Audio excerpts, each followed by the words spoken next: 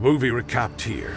Today, I'm going to explain an action, horror, mystery, and sci-fi film called Pandorum. Spoilers ahead. Watch out and take care. The Earth's resources have been rapidly depleting due to its large population. By 2153, the population has grown to 24.34 billion, making food and water even more scarce. That same year, the Paleo-17 space probe has reached the planet Tanis. Project Elysium is launched in 2174 as nations start to fight over what remains of the world's resources. Soon, Elysium glides through space as its crew listens to a multilingual message from Earth, telling them, "You're all that's left of us. Good luck, God bless, and Godspeed."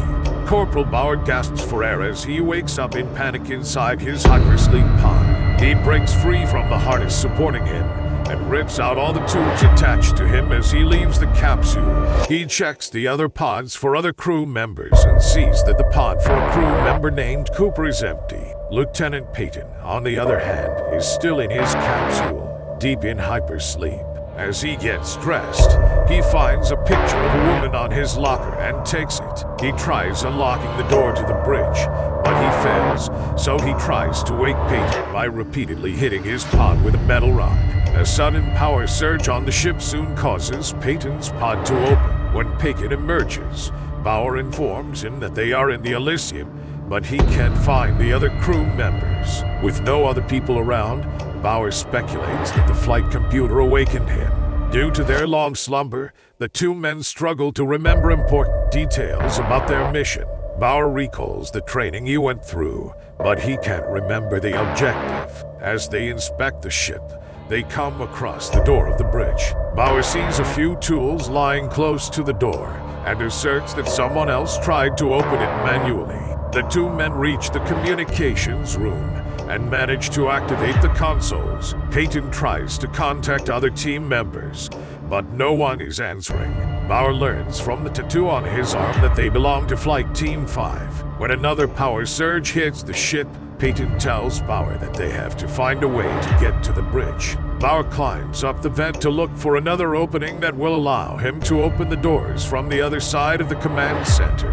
Meanwhile, more power surges keep happening, each lasting longer than the last. Bauer figures out that the reactor needs to be reset to keep the power up and running. Peyton deduces that Bauer must be the ship's technical engineer from his knowledge about the reactor. As he crawls through the vents, the tubes around Bauer start to get tired, making him feel claustrophobic. To calm him down, Peyton jokes that he had managed to open the door on his own. Bauer keeps going until he falls down an angled section of the vent. After activating a light stick, Bauer discovers Cooper's rotting corpse beside him. He struggles to free his hand from the tubes constricting him to unlock the shaft. He falls through the grate and finds himself in the storage room.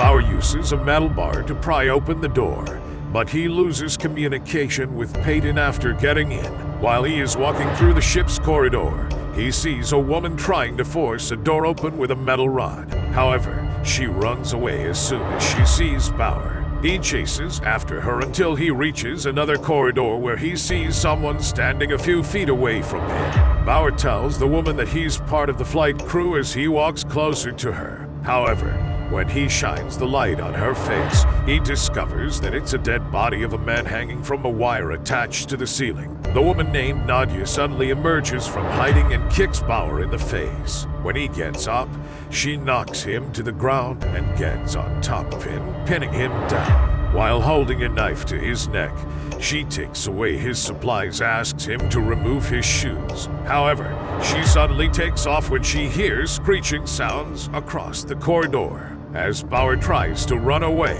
something pulls the hanging corpse to the floor above him. Bauer runs back to the storage room to hide. He takes a peek and sees a ghoulish creature holding a glowing spear looking for him. Unable to find Bauer, the monstrous hunter wails, prompting others to follow suit. While hiding in a vent, Peyton suddenly calls out to him on the radio. Bauer quickly shuts it off to prevent attracting the attention of the monsters. A hunter suddenly turns up next to him and tears the vent door open. He keeps himself quiet as the ghoul reaches into the vent and grabs Cooper's body. Bauer turns the radio back on and tells Peyton that creatures are running around the ship hunting people. Bauer is hoping to contact someone on the bridge, but Peyton tells him that there will be no one to help them because they are on a one-way mission. Peyton tells him that the ship was not meant to collect data or transfer cargo. Its mission is to take 60,000 people to Tanis. Bauer recalls when people on Earth first saw images of Tanis, which was the first Earth-like planet discovered in outer space. Bauer believes that his wife must be on board the ship because there's no way he would leave her behind. Bauer wants to find her, but Peyton argues that it would be easier to look for their wives once they are in control of the ship. Bauer wanders around the security room and finds a non-lethal anti-riot gun. Bauer then tells Peyton to look for a path to the reactor base so he can reset it. While Peyton looks for a safe route, Bauer feels his hand trembling, so he asks Peyton if he remembers the symptoms of Pandorum. Peyton recalls that the syndrome had caused the Eden mission to fail. An officer had a psychological breakdown after 2 years on duty. Believing that the flight was cursed, he evacuated the ship, sending 5,000 to their deaths in outer space. Bauer soon reaches a corridor, where he comes across another man hanging from a wire. When he comes closer to investigate, the man suddenly wakes up and flails around. Bauer tells him to relax and be quiet before cutting him down. He finds out that the man, named Shepard, belongs to Team 6. Shepard initially thinks that Bauer is a member of a rescue team, but when Shepard realizes that Bauer just woke up, he ignores the chain of command and tries to take off on his own. He starts covering himself up with grease to disguise his scent from the hunters. But before he can walk away, he sees the blue torches moving in their direction. Bauer aims his non-lethal gun at the hunters, but Shepard tells him to run because it won't have an effect on them. Bauer tries to catch up with Shepard, but hunters catch Shepard while he was hiding in a corner. While the hunters are feasting on Shepard, Bauer shoots his weapon at a creature, not realizing that there's a glass between them. Several hunters start chasing after him, so he hides by hanging from the tubes on the ceiling. Hunters soon find him and snag him with a wire, but a man arrives to cut him loose. Bauer can't understand the man's language, but he learns that he's part of the agricultural team when he sees his tattoo. He tells the agriculturalist named Man that he's looking for the reactor, so he tells Man to stay behind. Back in the communications room, Peyton tries to break the door open with a metal bar. He suddenly hears someone moving through the vents, so he locks it with a wrench. While finding his way to the reactor, Bauer comes across an area full of shipping containers. Nadia suddenly shows up and attacks him. Bauer retaliates, but Nadia manages to throw him out of the container. Nadia follows him down to attack him again, but Man shows up to defend him.